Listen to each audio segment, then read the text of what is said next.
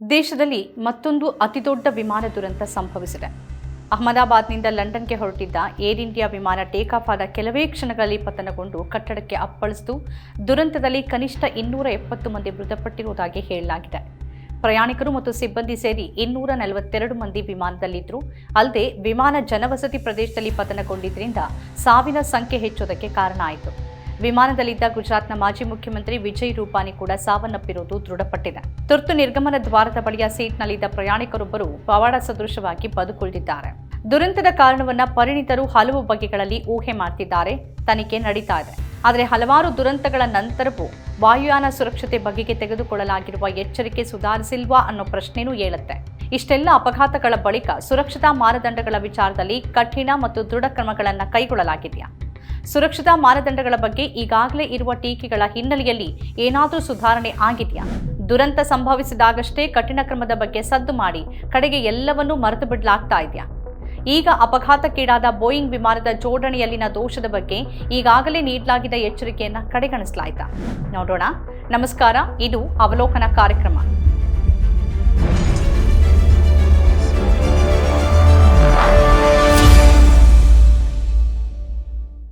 ಭಾರತದಲ್ಲಿನ ಭೀಕರ ವಿಮಾನ ದುರಂತಗಳ ಸಾಲಿಗೆ ಮತ್ತೊಂದು ಅವಘಡ ಸೇರಿದೆ.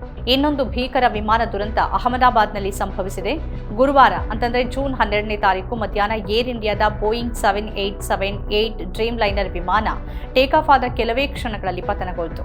ಲಂಡನ್ಗೆ ಹೊರಟಿದ್ದಂಥ ಈ ವಿಮಾನದಲ್ಲಿ 230 ಪ್ರಯಾಣಿಕರು, 10 ಮಂದಿ ಸಿಬ್ಬಂದಿ ಮತ್ತು 2 ಪೈಲಟ್ಗಳಿದ್ರು. ಪ್ರಯಾಣಿಕರಲ್ಲಿ 11 ಮಕ್ಕಳು ಸೇರಿದ್ರು. ಪ್ರಯಾಣಿಕರಲ್ಲಿ ಭಾರತದವರು 169 ಮಂದಿ, ಬ್ರಿಟನ್ ಪ್ರಜೆಗಳು 53 ಮಂದಿ, ಪೋರ್ಚುಗಲ್ ಪ್ರಜೆ 7 ಮಂದಿ, ಕೆನಡಾ ಪ್ರಜೆ ಒಬ್ಬರಿದ್ರು. ವಿಮಾನ ಟೇಕ್ ಆಫ್ ಆದ ಕೆಲವೇ ಸೆಕೆಂಡ್ಗಳಲ್ಲಿ 625 ಅಡಿ ಎತ್ತರದಲ್ಲಿದ್ದಾಗ ತುರ್ತು ಸ್ಥಿತಿ ಸಂದೇಶ ರವಾನೆ ಆಗಿದ್ದರ ಬಗ್ಗೆ ವರದಿಯಾಗಿದೆ. ಟೇಕ್ ಆಫ್ ಆದ ಕೂಡಲೇ ವಿಮಾನದ ಪೈಲಟ್ ವಿಮಾನ ನಿಲ್ದಾಣದ ವಾಯು ಸಂಚಾರ ನಿಯಂತ್ರಣ ವಿಭಾಗ ಅಂದರೆ ATCಗೆ ಮೇಡೆ ಕರೆ ಮಾಡಿದ್ರು. ಆದರೆ ATC ಕಡೆಯಿಂದ ಮಾಡಲಾದ ಕರೆಗೆ ಪೈಲಟ್ ಕಡೆಯಿಂದ ಯಾವುದೇ ಪ್ರತಿಕ್ರಿಯೆ ಬರಲಿಲ್ಲ ಅಂತ ನಾಗರಿಕ ವಿಮಾನಯಾನ ಮಹಾನಿರ್ದೇಶನಾಲಯ ಅಂದರೆ DGCA ಹೇಳಿರೋದು ವರದಿಯಾಗಿದೆ. ವಿಮಾನ ಮೇಲಕ್ಕೇರಲಾರದೆ ಪತನಗೊಳ್ಳತೊಡಗಿತು. ಅಹಮದಾಬಾದ್ನ BJ ಮೆಡಿಕಲ್ ಕಾಲೇಜ್ ಆಸ್ಪತ್ರೆ ಹಾಗೂ ಹಾಸ್ಟೆಲ್ ಕಟ್ಟಡಕ್ಕೆ ಅಪ್ಪಳಿಸಿದ ವಿಮಾನ ಸಿಡಿದು ಬೆಂಕಿನ ಚಂಡಿನಂತಾಗಿ ಹೋಗಿತ್ತು. ಇದೆಲ್ಲವೂ ಕೆಲವೇ ಕ್ಷಣಗಳಲ್ಲಿ ನಡೆದು ಹೋಯಿತು. ಸುದೀರ್ಘ ಪ್ರಯಾಣಕ್ಕಾಗಿ ಭಾರೀ ಪ್ರಮಾಣದ ಇಂಧನ ತುಂಬಿಸಿದ್ರಿಂದ ವಿಮಾನ ಬಿದ್ದಾಗ ಬೆಂಕಿಯ ಪ್ರಮಾಣ ಹೆಚ್ಚಿತು ಅಂತ ಹೇಳಲಾಗಿದೆ. ವಿಮಾನ ಬಿದ್ದಾಗ ಕಟ್ಟಡದಲ್ಲಿದ್ದ 5 ವೈದ್ಯಕೀಯ ವಿದ್ಯಾರ್ಥಿಗಳು ಮೃತಪಟ್ಟಿರುವುದು ವರದಿಯಾಗಿದೆ. ವಿಮಾನದ 11A ಸೀಟಿನಲ್ಲಿ ಕುಳಿತಿದ್ದ ಓರ್ವ ಪ್ರಯಾಣಿಕರು ಬದುಕುಳಿದಿದ್ದು ಅವರನ್ನ ವಿಶ್ವಾಸ್ ಕುಮಾರ್ ರಮೇಶ್ ಅಂತ ಗುರುತಿಸಲಾಗಿದೆ. ದುರಂತಕ್ಕೀಡಾದ ವಿಮಾನದಲ್ಲಿದ್ದ ಗುಜರಾತ್ನ ಮಾಜಿ CM ವಿಜಯ್ ರೂಪಾನಿ ಸಾವನ್ನಪ್ಪಿರುವುದು ದೃಢಪಟ್ಟಿದೆ. ಅಹಮದಾಬಾದ್ನ ಈ ಭೀಕರ ವಿಮಾನ ದುರಂತ ಈ ಹಿಂದೆ ಕೂಡ ಅಲ್ಲಿ ಸಂಭವಿಸಿದ್ದ ವಿಮಾನ ಅವಘಡವೊಂದನ್ನು ನೆನಪಿಸಿದೆ. 37 ವರ್ಷಗಳ ಹಿಂದೆ 1988ರಲ್ಲೂ ಕೂಡ ಅಹಮದಾಬಾದ್ನಲ್ಲಿ ವಿಮಾನ ದುರಂತ ಸಂಭವಿಸಿತ್ತು. ಆಗ ವಿಮಾನದಲ್ಲಿದ್ದ 135 ಜನರ ಪೈಕಿ 133 ಮಂದಿ ಸಾವನ್ನಪ್ಪಿದ್ರು. 17 ವರ್ಷ ಹಾರಾಟ ನಡೆಸಿದ್ದ ಬೋಯಿಂಗ್ 737-200 ವಿಮಾನ 1988ರ ಅಕ್ಟೋಬರ್ 19ರಂದು ಬೆಳಿಗ್ಗೆ 5:45ಕ್ಕೆ ಮುಂಬೈನಿಂದ ಅಹಮದಾಬಾದ್ಗೆ ಹೊರಡಬೇಕಿತ್ತು. ಆದರೆ ಪ್ರಯಾಣಿಕರೊಬ್ಬರು ಬರುವುದು ತಡವಾಗಿದ್ದರಿಂದ ನಿಗದಿತ ಸಮಯಕ್ಕಿಂತ 20 ನಿಮಿಷ ತಡವಾಗಿ ಅಂದರೆ ಬೆಳಿಗ್ಗೆ 6:05 ಹಾರಾಟ ಆರಂಭಿಸಿತ್ತು. ಅಹಮದಾಬಾದ್ ನಿಲ್ದಾಣದ ಸಮೀಪವೇ ಪೈಲಟ್ ನಿಯಂತ್ರಣವನ್ನು ಕಳೆದುಕೊಂಡಿದ್ದರಿಂದ ವಿಮಾನ ಮರಗಳು ಮತ್ತು ಹೈಟೆನ್ಷನ್ ವಿದ್ಯುತ್ ಕಂಬಕ್ಕೆ ಡಿಕ್ಕಿಯಾಗಿ ಬಳಿಕ ಅಹಮದಾಬಾದ್ಗೆ ಹತ್ತಿರದ ಕೋಟರ್ಪುರ ಗ್ರಾಮದ ಹೊರವಲಯದಲ್ಲಿ ಬಿದ್ದಿತ್ತು. ರನ್ವೇನಿಂದ ಕೇವಲ 2.5 ಕಿಲೋಮೀಟರ್ ಅಂತರದಲ್ಲಿ ಆ ದುರಂತ ಸ್ಥಳ ಇತ್ತು. 127 ಪ್ರಯಾಣಿಕರು ಮತ್ತು 6 ಮಂದಿ ಸಿಬ್ಬಂದಿಯನ್ನ ಆ ದುರಂತ ಬಲಿ ತೆಗೆದುಕೊಂಡಿತ್ತು. ಭಾರತದಲ್ಲಿ ಈವರೆಗೆ ಸಂಭವಿಸಿದ ವಿಮಾನ ದುರಂತಗಳಲ್ಲಿ ಪ್ರಮುಖವಾದವುಗಳು ಯಾವ್ದ್ಯಾವುದು ಅಂತ ನೋಡಿದ್ರೆ 2020ರ ಆಗಸ್ಟ್ 7ರಂದು ಕೋಝಿಕೋಡ್ ಏರ್ ಇಂಡಿಯಾ ಎಕ್ಸ್ಪ್ರೆಸ್ ಅಪಘಾತ ಆಯಿತು. 2020ರ ಆಗಸ್ಟ್ 7ರಂದು ಕೋಝಿಕೋಡ್ ಅಥವಾ ಕ್ಯಾಲಿಕಟ್ನ ಅಂತಾರಾಷ್ಟ್ರೀಯ ವಿಮಾನ ನಿಲ್ದಾಣದ ರನ್ವೇನಲ್ಲಿ ಏರ್ ಇಂಡಿಯಾ ಎಕ್ಸ್ಪ್ರೆಸ್ ಫ್ಲೈಟ್ 91344 ಭೀಕರ ಅಪಘಾತಕ್ಕೀಡಾಯಿತು. ವಿಮಾನದಲ್ಲಿ ಪ್ರಯಾಣಿಕರು ಮತ್ತು ಸಿಬ್ಬಂದಿ ಸೇರಿ 190 ಮಂದಿ ಇದ್ರು. ಮಳೆ ಮತ್ತು ಕೆಟ್ಟ ಹವಾಮಾನ ಸ್ಥಿತಿ ನಡುವೆ ಟೇಬಲ್ ಟಾಪ್ ರನ್ವೇನಲ್ಲಿ ಲ್ಯಾಂಡ್ ಆಗ್ತಾ ಇದ್ದಾಗ ವಿಮಾನ ನಿಯಂತ್ರಣ ತಪ್ಪಿ 30 ಅಡಿ ಆಳದ ಕಂದಕಕ್ಕೆ ಜಾರಿತ್ತು. ತೀವ್ರ ಹೊಡೆತದಿಂದ ವಿಮಾನ 2 ಭಾಗಗಳಾಗಿ ಮುರಿದಿತ್ತು. ಈ ಭೀಕರ ಅಪಘಾತದಲ್ಲಿ 2 ಪೈಲಟ್ಗಳು ಹಾಗೆಯೇ 19 ಮಂದಿ ಪ್ರಯಾಣಿಕರು ಪ್ರಾಣವನ್ನ ಕಳ್ಕೊಂಡಿದ್ರು. ಇದು ಏರ್ ಇಂಡಿಯಾ ಎಕ್ಸ್ಪ್ರೆಸ್ ವಿಮಾನದ 2ನೇ ದುರಂತ. 2010 May 22 Mangaluru air India express ವಿಮಾನ ದುರಂತ. 2010 ಮೇ 22ರಂದು ದುಬೈನಿಂದ ಮಂಗಳೂರಿಗೆ ಬರ್ತಾ ಇದ್ದ ಏರ್ ಇಂಡಿಯಾ ಎಕ್ಸ್‌ಪ್ರೆಸ್ ವಿಮಾನ ಭೀಕರ ಅಪಘಾತಕ್ಕೆ ತುತ್ತಾಯಿತು. ಬೋಯಿಂಗ್ 737-800 ವಿಮಾನ ಮಂಗಳೂರು ಅಂತಾರಾಷ್ಟ್ರೀಯ ವಿಮಾನ ನಿಲ್ದಾಣದಲ್ಲಿ ಇಳಿತಾ ಇದ್ದಾಗ ರನ್ವೇ ದಾಟಿ ತೀವ್ರ ಇಳಿಜಾರಿನಿಂದ ಆವೃತವಾದ ಟೇಬಲ್ ಟಾಪ್ ಪರ್ವತದ ಬಯಲಿಗೆ ಬಿದ್ದು ಸ್ಫೋಟ ಆಯಿತು. ಒಟ್ಟು 166 ಪ್ರಯಾಣಿಕರಲ್ಲಿ 158 ಮಂದಿ ಪ್ರಾಣವನ್ನ ಕಳ್ಕೊಂಡಿದ್ರು. 8 ಮಂದಿಯಷ್ಟೇ ಈ ದುರಂತದಲ್ಲಿ ಬದುಕುಳಿದಿದ್ರು. 2000ನೇ ಇಸ್ವಿಯ ಜುಲೈ 17 ಪಾಟ್ನಾ ವಿಮಾನ ಅಪಘಾತ. ಜುಲೈ 2000ನೇ ಇಸ್ವಿ 17ನೇ ತಾರೀಕು ಬಿಹಾರದ ಪಾಟ್ನಾದಲ್ಲಿ ಅಲಯನ್ಸ್ ಏರ್ ಫ್ಲೈಟ್ 7412 ದುರಂತಕ್ಕೀಡಾಯಿತು.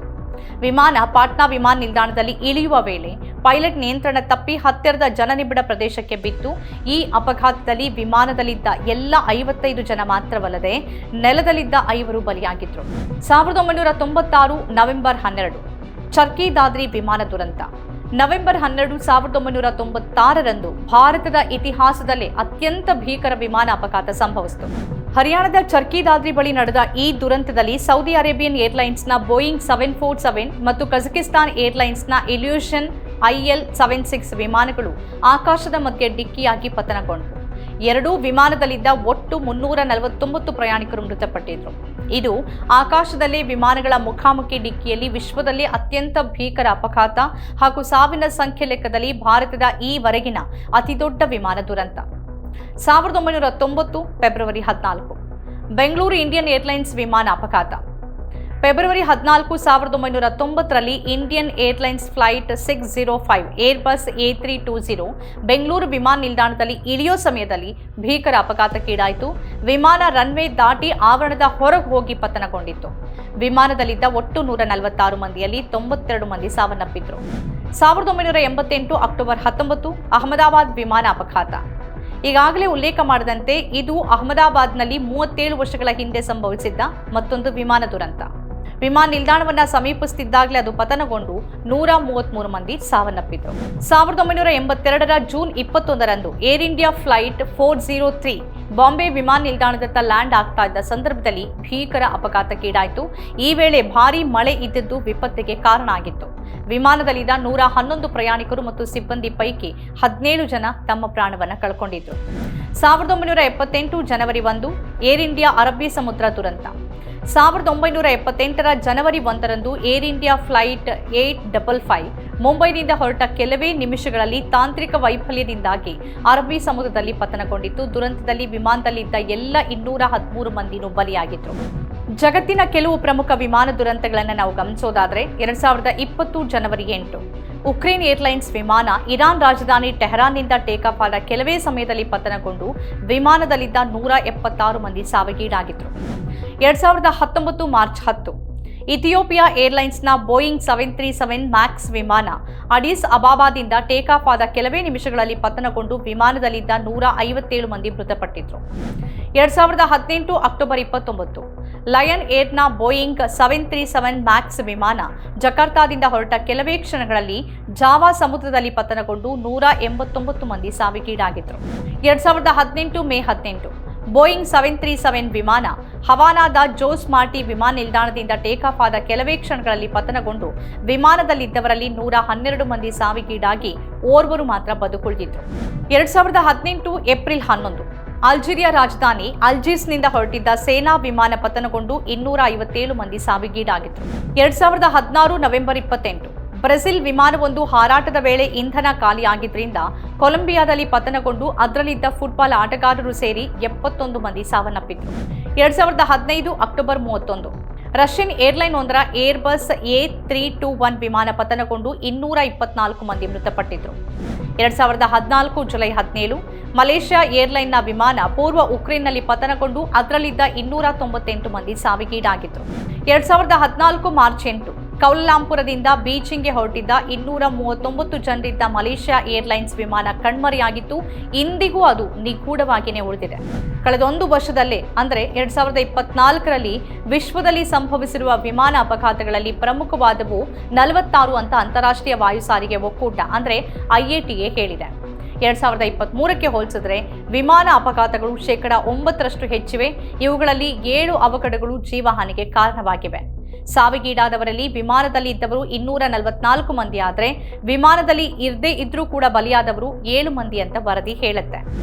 ವಿಮಾನ ಅಪಘಾತಗಳು ಸಾಮಾನ್ಯವಾಗಿ ಯಾಕಾಗತ್ತೆ? ಪರಿಣಿತರು ಹಲವು ಕಾರಣಗಳನ್ನು ಇದಕ್ಕೆ ಪಟ್ಟಿ ಮಾಡ್ತಾರೆ. ಮೊದಲನೇದಾಗಿ ಪೈಲಟ್ ಸೇರಿದಂತೆ ವಿಮಾನ ಸಿಬ್ಬಂದಿ, ATC ಸಿಬ್ಬಂದಿ ಮಾಡುವ ಪ್ರಮಾದ ಅವಘಡಕ್ಕೆ ಕಾರಣ ಆಗಬಹುದು. ಪೈಲಟ್ ತೀರ್ಮಾನ ತಪ್ಪಾದ್ರೆ ಅಪಘಾತ ಸಂಭವಿಸಬಹುದು. ಎರಡನೇದು, ಒಂದು ಅಂದಾಜಿನ ಪ್ರಕಾರ 20% ಅಪಘಾತಗಳಿಗೆ ತಾಂತ್ರಿಕ ವೈಫಲ್ಯ ಕಾರಣ ಆಗುತ್ತೆ. ಸಾಮಾನ್ಯವಾಗಿ ಎಂಜಿನ್ ವೈಫಲ್ಯ, ಲ್ಯಾಂಡಿಂಗ್ ಗೇರ್ ದೋಷ, ಹೈಡ್ರಾಲಿಕ್ ವ್ಯವಸ್ಥೆಯಲ್ಲಿನ ದೋಷ ಇವೆಲ್ಲ ಅಂತಹ ಸಮಸ್ಯೆಗಳಾಗಿರುತ್ತೆ. ಮೂರನೇದು, ಮಳೆ, ಮಂಜು, ಭಾರೀ ಗಾಳಿ ಇಂತಹ ಪ್ರತಿಕೂಲ ವಾತಾವರಣ ಕೂಡ ಅವಘಡಕ್ಕೆ ಕಾರಣ ಆಗಬಹುದು. ನಾಲ್ಕನೇದು, ರನ್ವೇನಲ್ಲೂ ಕೂಡ ಹೆಚ್ಚಿನ ಬಾರಿ ವಿಮಾನ ಅವಘಡಗಳಾಗತ್ತೆ. ರನ್ವೇನಲ್ಲಿ ಮತ್ಯಾವುದೋ ವಿಮಾನ ಅಡ್ಡ ಇರೋದು, ವಿಮಾನದ ಬಾಲ ರನ್ವೇಗೆ ಉಜ್ಜೋದು, ನಿಯಂತ್ರಣ ತಪ್ಪಿ ರನ್ವೇನಿಂದ ಜಾರೋದು, ಹಾರ್ಡ್ ಲ್ಯಾಂಡಿಂಗ್ ಇವೆಲ್ಲವೂ ಕೂಡ ದುರಂತಕ್ಕೆ ಕಾರಣ ಆಗತ್ತೆ. ಐದನೇದು, ಹಾರಾಟದ ವೇಳೆ ಸಣ್ಣ ಹಕ್ಕಿಗಳು ವಿಮಾನಕ್ಕೆ ಬಡಿದ್ರೂ ಕೂಡ ಎಂಜಿನ್ ವೈಫಲ್ಯವಾಗಿ ಅವಘಡ ಆಗುವ ಅಪಾಯ ಇರುತ್ತೆ. ಬೋಯಿಂಗ್ ಕಂಪನಿಯ 787 ಡ್ರೀಮ್ ಲೈನರ್ ವಿಮಾನ ಅಪಘಾತಕ್ಕೀಡಾಗಿರುವುದು ಕೂಡ ಇದೇ ಮೊದಲು. ಆದರೆ ಬೋಯಿಂಗ್ 787 ಡ್ರೀಮ್ ಲೈನರ್ ಜೋಡಣೆ ದೋಷಪೂರಿತವಾಗಿರುವ ಸೂಚನೆ 1 ವರ್ಷದ ಹಿಂದೆನೇ ಇತ್ತು ಅಂತ ವರದಿಗಳು ಹೇಳ್ತಿವೆ. ವೈಡ್ ಬಾಡಿ ಜೆಟ್ ತಯಾರಿಕೆಯಲ್ಲಿ ರಚನಾತ್ಮಕ ದೋಷಗಳಾಗಿರುವ ಬಗ್ಗೆ, ಅಸುರಕ್ಷಿತ ಜೋಡಣೆಯ ಬಗ್ಗೆ ಆರೋಪ ಕೇಳಿಬಂದಿತ್ತು. ಬೋಯಿಂಗ್ನಲ್ಲಿ 1 ದಶಕಕ್ಕೂ ಹೆಚ್ಚು ಕಾಲ ಎಂಜಿನಿಯರ್ ಆಗಿದ್ದ ಸ್ಯಾಮ್ ಸಲೇಹಪೋರ್ ಜೋಡಣೆಯಲ್ಲಿನ ಅಸಮರ್ಪಕತೆಯ ಬಗ್ಗೆ ಆರೋಪವನ್ನ ಮಾಡಿದ್ರು. ಅವರು ಬೋಯಿಂಗ್ 787 ಡ್ರೀಮ್ ಲೈನರ್ನ ಬಗ್ಗೆ ಕಳೆದ ವರ್ಷನೇ ಗಂಭೀರ ಕಳವಳ ವ್ಯಕ್ತಪಡಿಸಿದ್ರು ಅಂತ ಇಂಡಿಯಾ ಟುಡೇ ವರದಿ ಮಾಡಿದೆ. ದೋಷಪೂರಿತ ಜೋಡಣೆ, ಸಾವಿರಾರು ಟ್ರಿಪ್ಗಳ ನಂತರ ಹಾರಾಟದ ವೇಳೆನೇ ಅದು ಒಡೆಯೋಕೆ ಕಾರಣ ಆಗಬಹುದು ಅಂತ ಅವರು ಹೇಳಿದ್ರು. ಅಮೆರಿಕದ ವಿಮಾನ ತಯಾರಕರು ಶಾರ್ಟ್ಕಟ್ಗಳನ್ನು ಅನುಸರಿಸಿದ್ದಾರೆ ಅಂತ ಅವರು ಆರೋಪಿಸಿದ್ರು. ಇದು ಕಾಲಕ್ರಮೇಣ ದುರಂತ ವೈಫಲ್ಯಗಳಿಗೆ ಕಾರಣ ಆಗಬಹುದು ಅಂತಾನೂ ಅವರು ಎಚ್ಚರಿಸಿದ್ರು. ಅದರ ನಂತರ US ಫೆಡರಲ್ ಏವಿಯೇಷನ್ ಅಡ್ಮಿನಿಸ್ಟ್ರೇಷನ್ ಇದರ ಬಗ್ಗೆ ತನಿಖೆಯನ್ನು ಪ್ರಾರಂಭಿಸಿತ್ತು. ಅದಾಗಿ ಸುಮಾರು 1 ವರ್ಷದ ನಂತರ ಈಗ ಈ ದುರಂತ ಸಂಭವಿಸಿದೆ. ಸಲೇಹಪೋರ್ ಎತ್ತಿದ ಕಳವಳಗಳೇ ಈ ಅಪಘಾತಕ್ಕೆ ಕಾರಣ ಅನ್ನೋದರ ಬಗ್ಗೆ ಯಾವುದೇ ಆರಂಭಿಕ ಪುರಾವೆಗಳಿಲ್ಲ ಅಂತಾನು ಹೇಳಲಾಗಿದೆ. ಭಾರತದ ಅತ್ಯಂತ ಮಾರಕ ವಿಮಾನ ಅಪಘಾತಗಳಿಂದ ಏನಾದರೂ ಪಾಠವನ್ನು ಕಲಿಯಲಾಗಿದೆಯಾ ಅಥವಾ ದುರಂತದ ಕರಾಳತೆ ಮಸುಕಾಗ್ತಾನೆ ಮರೆತು ಬಿಡಲಾಗಿದೆಯಾ ಅನ್ನೋ ಪ್ರಶ್ನೆ ಕೂಡ ಕಾಡುತ್ತೆ. ವರದಿಯೊಂದರ ಪ್ರಕಾರ ಸ್ವಾತಂತ್ರ್ಯದ ನಂತರದ ಭಾರತ 50ಕ್ಕೂ ಹೆಚ್ಚು ಪ್ರಮುಖ ವಾಯುಯಾನ ವಿಪತ್ತುಗಳನ್ನು ಕಂಡಿದೆ. ಭೀಕರ ವಿಮಾನ ಅಪಘಾತಗಳಿಂದ ಹಿಡಿದು ವಿಮಾನ ಅಪಹರಣಗಳವರೆಗೆ ಇಂತಹ ಘಟನೆಗಳ ವ್ಯಾಪ್ತಿ ಇದೆ. ಇವೆಲ್ಲವೂ ವಾಯುಯಾನ ಸುರಕ್ಷತಾ ಪ್ರೋಟೋಕಾಲ್ಗಳು ಮತ್ತು ನಿಯಂತ್ರಕ ಜಾರಿ ಬಗ್ಗೆ ತುರ್ತು ಕಳವಳಗಳನ್ನು ಹುಟ್ಟುಹಾಕಿವೆ. ಈಗ ಅಹಮದಾಬಾದ್ ವಿಮಾನ ದುರಂತದ ಬಳಿಕ ವ್ಯವಸ್ಥಿತ ಸುಧಾರಣೆಗೆ ವಾಯುಯಾನ ತಜ್ಞರು ಮತ್ತೊಮ್ಮೆ ಕರೆ ನೀಡಿದ್ದಾರೆ. ದಶಕಗಳಿಂದ ಭಾರತ ವಾಣಿಜ್ಯ ವಿಮಾನಗಳನ್ನೂ ಒಳಗೊಂಡಂತೆ ಹಲವಾರು ಭೀಕರ ಅಪಘಾತಗಳು ಮತ್ತು ಅಪಹರಣಗಳನ್ನು ಕಂಡಿದೆ. ಇವಕ್ಕೆಲ್ಲ ಪೈಲಟ್ ದೋಷ, ತಾಂತ್ರಿಕ ವೈಫಲ್ಯಗಳು ಮತ್ತು ಭದ್ರತಾ ಲೋಪಗಳು ಪ್ರಮುಖ ಕಾರಣಗಳಾಗಿವೆ.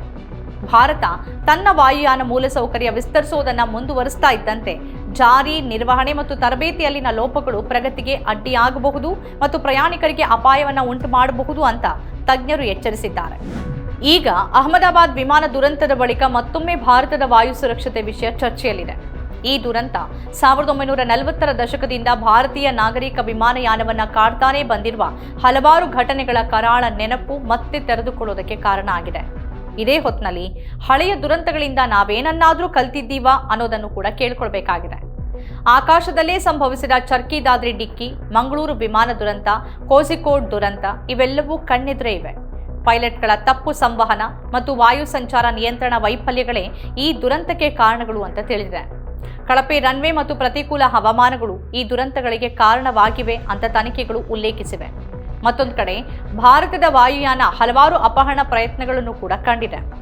1971ರಿಂದ 2000 ಅವಧಿಯಲ್ಲಿ 15ಕ್ಕೂ ಹೆಚ್ಚು ಪ್ರಕರಣಗಳು ದಾಖಲಾಗಿದೆ.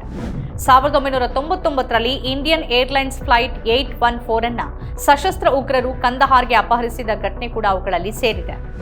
ಅಂತಾರಾಷ್ಟ್ರೀಯ ನಾಗರಿಕ ವಿಮಾನಯಾನ ಸಂಸ್ಥೆ ಅಂದರೆ ICAO 2019ರ ವರದಿ ಭಾರತದ ವಾಯು ಸಂಚಾರ ಸೇವೆಗಳು ಮತ್ತು ನಿಯಂತ್ರಕ ಮೇಲ್ವಿಚಾರಣೆ ಬಗ್ಗೆ ಕಳವಳ ವ್ಯಕ್ತಪಡಿಸಿತ್ತು. ವಾಯು ಸಂಚಾರ ವ್ಯವಸ್ಥೆಗಳ ಆಧುನೀಕರಣ ಮತ್ತು ನಾಗರಿಕ ವಿಮಾನಯಾನ ಸುರಕ್ಷತಾ ಮೇಲ್ವಿಚಾರಣೆ ಮಂಡಳಿ ಸ್ಥಾಪನೆಯಂತಹ ಸುಧಾರಣೆಗಳನ್ನು ಮಾಡಲಾಗಿರೋದೇನೋ ಹೌದು. ಆದರೂ ಇನ್ನೂ ಪ್ರಮುಖ ಸುಧಾರಣೆಗಳು ಆಗಬೇಕಿದೆ ಅನ್ನೋದರ ಕಡೆಗೆ ತಜ್ಞರು ಗಮನ ಸೆಳೀತಾರೆ. ವಿಶೇಷವಾಗಿ ಪೈಲಟ್ ತರಬೇತಿ, ಬಿಕ್ಕಟ್ಟು ನಿರ್ವಹಣೆ ಮತ್ತು ರನ್ವೇ ಮೂಲಸೌಕರ್ಯದ ಬಗ್ಗೆ ಹೆಚ್ಚು ಗಮನ ಹರಿಸಬೇಕಾಗಿರೋದ್ರ ಬಗ್ಗೆ ಅವರು ಹೇಳ್ತಾರೆ. ಭಾರತದಲ್ಲಿ ವಾಯುಯಾನ ಪ್ರಮಾಣ ವೇಗವಾಗಿ ಬೆಳೀತಿರುವಾಗ ಸುರಕ್ಷತೆಯನ್ನು ಕಡೆಗಣಿಸೋಕೆ ಸಾಧ್ಯ ಇಲ್ಲ. ಭಾರತ ಈಗ ವಿಶ್ವದ 3ನೇ ಅತಿದೊಡ್ಡ ದೇಶೀಯ ವಿಮಾನಯಾನ ಮಾರುಕಟ್ಟೆ ಆಗಿದೆ. ಆದರೆ ಅದರ ಅಪಘಾತಗಳ ದಾಖಲೆ, ಸುರಕ್ಷತಾ ಮಾನದಂಡಗಳನ್ನು ಅದು ಅಷ್ಟೇ ವೇಗದಲ್ಲಿ ತೆಗೆದುಕೊಳ್ತಿದೆಯಾ ಅನ್ನೋ ಪ್ರಶ್ನೆಯನ್ನು ಹುಟ್ಟುಹಾಕುತ್ತೆ. ಇದಲ್ಲದೆ ಹವಾಮಾನ ಪರಿಸ್ಥಿತಿಗಳು, ಸವಾಲೊಡ್ಡುವಂತಹ ವಿನ್ಯಾಸದ ವಿಮಾನ ನಿಲ್ದಾಣಗಳು ಮತ್ತು ಮೂಲಸೌಕರ್ಯ ನಿರ್ಬಂಧ ಇವೆಲ್ಲವೂ ಕಾರ್ಯಾಚರಣೆಯಲ್ಲಿ ಅಡ್ಡಿಯಾಗುವ ಅಂಶಗಳಾಗಿವೆ. ಟೇಬಲ್ ಟಾಪ್ ರನ್ವೇಗಳಲ್ಲಿ ನೆಲೆಗೊಂಡಿರುವ ಮಂಗಳೂರು ಮತ್ತು ಕೋಝಿಕೋಡ್ ವಿಮಾನ ನಿಲ್ದಾಣಗಳು ಅವುಗಳ ಅಪಾಯಕಾರಿ ವಿನ್ಯಾಸಗಳಿಗಾಗಿ ಪದೇ ಪದೇ ಚರ್ಚೆಯಾಗಿವೆ ಅನ್ನೋದನ್ನು ಗಮನಿಸಬೇಕು. ವಾಯುಯಾನ ತಜ್ಞ ಮತ್ತು ಮಾಜಿ ಪೈಲಟ್ ಕ್ಯಾಪ್ಟನ್ ಮೋಹನ್ ರಂಗನಾಥನ್ ಭಾರತದಲ್ಲಿನ ಸುರಕ್ಷತಾ ಮೇಲ್ವಿಚಾರಣೆ ಬಗ್ಗೆ ಬಹಳ ಹಿಂದೆನೇ ಟೀಕಿಸಿದ್ರು ಅನ್ನೋದನ್ನ ವರದಿಯೊಂದು ಹೇಳುತ್ತೆ. ಮುಂಚೆಯೇ ಎಚ್ಚರ ವಹಿಸಿ ಸುರಕ್ಷತೆಯನ್ನು ನಿಭಾಯಿಸುವ ರೂಢಿಯ ಬದಲು ಅವಘಡವಾದ ಬಳಿಕ ತಡಬಡಾಯಿಸುವ ಪ್ರವೃತ್ತಿ ಇರೋದರ ಬಗ್ಗೆ ಅವರು ಹೇಳಿದರು. ದೆಹಲಿಯಿಂದ ದುಬೈ ಹೋಗಿ ಉದ್ಯೋಗವನ್ನು ಪಡೆದುಕೊಂಡ ವಿಮಾನ ತಂತ್ರಜ್ಞ ಅಭಿರಾಮ್ ಸಿಂಗ್ ಅವರ ಪ್ರಕಾರ ಭಾರತದಲ್ಲಿ ವಿಮಾನಗಳ ನಿರ್ವಹಣೆಯ ಗುಣಮಟ್ಟ ಕಳಪೆಯಾಗಿದೆ. ಇಲ್ಲಿ ದಿನಕ್ಕೆ 12 ಗಂಟೆವರೆಗೆ ದುಡಿಬೇಕಾಗತ್ತೆ, ಸಂಬಳ ಕಡಿಮೆ ಮತ್ತು ವಿಮಾನಗಳ ಸರಿಯಾದ ನಿರ್ವಹಣೆ ಇರೋದಿಲ್ಲ ಅಂತ ಅವರು ಹೇಳ್ತಾರೆ. ದುಬೈನಲ್ಲಿ ಎಮಿರೇಟ್ಸ್ನೊಂದಿಗೆ ಕೆಲಸ ಮಾಡ್ತಿರುವ ಅವರು ಭಾರತ ಮತ್ತು ದುಬೈನ ವಿಮಾನ ನಿರ್ವಹಣೆಯಲ್ಲಿ ರಾತ್ರಿ ಮತ್ತು ಹಗಲಿನ ವ್ಯತ್ಯಾಸವಿದೆ ಅಂತ ಹೇಳ್ತಾರೆ. ಭಾರತದಲ್ಲಿ ಕೇವಲ 1 ಸುತ್ತಿನ ತಪಾಸಣೆ ಮಾತ್ರ ನಡೆಯುತ್ತೆ, ಆದರೆ ದುಬೈನಲ್ಲಿ 3 ರಿಂದ 4 ಸುತ್ತಿನ ತಪಾಸಣೆ ಕಡ್ಡಾಯವಾಗಿದೆ. ಅಲ್ಲದೆ ಭಾರತದಲ್ಲಿ ಎಂಜಿನಿಯರ್ಗಳು ತಪಾಸಣೆಗೆ ಹಾಜರಾಗುವ ಖಾತ್ರಿನೂ ಇಲ್ಲದ ಕಾರಣ ತಪಾಸಣೆಯ ಗುಣಮಟ್ಟ ತೀರಾ ಕೆಳಮಟ್ಟದಲ್ಲಿರುತ್ತೆ ಅಂತ ಅವರು ಅಭಿಪ್ರಾಯಪಡ್ತಾರೆ. ಮಾರ್ಚ್ 2025ರ ವೇಳೆಗೆ ಭಾರತದ ಸುಮಾರು 16% ವಿಮಾನಗಳು ಅಂದರೆ ಸುಮಾರು 133 ವಿಮಾನಗಳನ್ನು ಹಾರಾಟಕ್ಕೆ ಯೋಗ್ಯವಲ್ಲ ಅಂತ ನಿಲ್ಲಿಸಲಾಗಿದೆ. ಗೋ ಏರ್ಲೈನ್ಸ್ 50% ವಿಮಾನಗಳನ್ನು ದೋಷಪೂರಿತ ಎಂಜಿನ್ಗಳ ಕಾರಣದಿಂದಾಗಿ ನೆಲಕ್ಕಿಳಿಸಿದೆ. ಇಂಡಿಗೋ ಕೂಡ ಜನವರಿ 30, 2025ರವರೆಗೆ 60 ರಿಂದ 70 ವಿಮಾನಗಳನ್ನು ನಿಲ್ಲಿಸಿತ್ತು. ನೀತಿ ಆಯೋಗದ ವರದಿ ಪ್ರಕಾರ ಭಾರತದ ಎಂಆರ್ಒ ಅಂದರೆ ನಿರ್ವಹಣೆ, ದುರಸ್ತಿ ಮತ್ತು ಕಾರ್ಯಾಚರಣೆ ಉದ್ಯಮ ಪೂರೈಕೆ ಸರಪಳಿ ಮತ್ತು ಎಂಜಿನ್ ವೈಫಲ್ಯಗಳಿಂದ ತೊಂದರೆಗೀಡಾಗಿದೆ. ಪ್ರತಿ ಬಾರಿ ಅವಘಡಗಳು ಸಂಭವಿಸಿದಾಗಲೂ ತನಿಖೆಯನ್ನ ಮಾಡಲಾಗುತ್ತೆ. ಆದರೆ ತಪ್ಪನ್ನ ಸರಿಪಡಿಸಿಕೊಳ್ಳುವ ಕೆಲಸ, ಆ ನಿಟ್ಟಿನಲ್ಲಿನ ಅಗತ್ಯ ಕ್ರಮಗಳ ಜಾರಿ ಆಗ್ತಾ ಇದೆಯಾ? ಇದು ದೊಡ್ಡ ಪ್ರಶ್ನೆ. ಈಗ ಅಹಮದಾಬಾದ್ ದುರಂತದ ಬಗ್ಗೆ ನಾಗರಿಕ ವಿಮಾನಯಾನ ನಿರ್ದೇಶನಾಲಯ ಅಂದರೆ DGCA ತನಿಖೆಯನ್ನ ಪ್ರಾರಂಭ ಮಾಡಿದೆ. ಈಗ ಮತ್ತೊಂದು ತನಿಖೆಯ ನಂತರ ಏನಾಗುತ್ತೆ? ಈಗ ತನಿಖೆ ಜೋರಾಗಿರುವಾಗ ವಿಮಾನಯಾನ ವಲಯ ಪ್ರಯಾಣಿಕರು, ಪಾಲುದಾರರು ಮತ್ತು ಅಂತಾರಾಷ್ಟ್ರೀಯ ನಡಿಯಲ್ಲಿ ಸುರಕ್ಷತಾ ಪ್ರೋಟೋಕಾಲ್ಗಳನ್ನು ಹೆಚ್ಚಿಸುವ ಬಗ್ಗೆ ತೀವ್ರ ಒತ್ತಡವನ್ನು ಎದುರಿಸುತ್ತೆ. ಕ್ರಮೇಣ ಎಲ್ಲವೂ ಎಲ್ರಿಗೂ ಮರೆತು ಹೋಗುತ್ತೆ. ಭಾರತದ ವಾಯುಯಾನ ಭವಿಷ್ಯ ಫ್ಲೀಟ್ ವಿಸ್ತರಣೆ ಮತ್ತು ಹೊಸ ವಿಮಾನ ನಿಲ್ದಾಣಗಳ ಮೇಲೆ ಮಾತ್ರ ಅವಲಂಬಿಸಿದ್ರೆ ಸಾಕಾಗೋದಿಲ್ಲ. ಅದಕ್ಕೆ ಪೂರಕವಾಗಿ ಕಠಿಣ ಸುರಕ್ಷತಾ ಸುಧಾರಣೆಗಳನ್ನು ಕೈಗೊಳ್ಳಬೇಕಾಗತ್ತೆ. ಅಧಿಕಾರಶಾಹಿ ಜಡತೆ ಅಥವಾ ಕಾರ್ಪೊರೇಟ್ ನಿರ್ಲಕ್ಷ್ಯದಿಂದಾಗಿ ಹಿಂದಿನ ದುರಂತಗಳ ಪುನರಾವರ್ತನೆ ಆಗಬಾರದು. ಇದು ಈ ವಾರದ ಅವಲೋಕನ. ಈ ರೀತಿಯ ಬೇರೆ ಬೇರೆ ವಿಶೇಷ ಕಾರ್ಯಕ್ರಮಗಳನ್ನು ತಾವು ನೋಡಬೇಕಾದ್ರೆ ನಮ್ಮ ಚಾನೆಲ್ ಸಬ್ಸ್ಕ್ರೈಬ್ ಮಾಡಿ. ನಮಸ್ಕಾರ.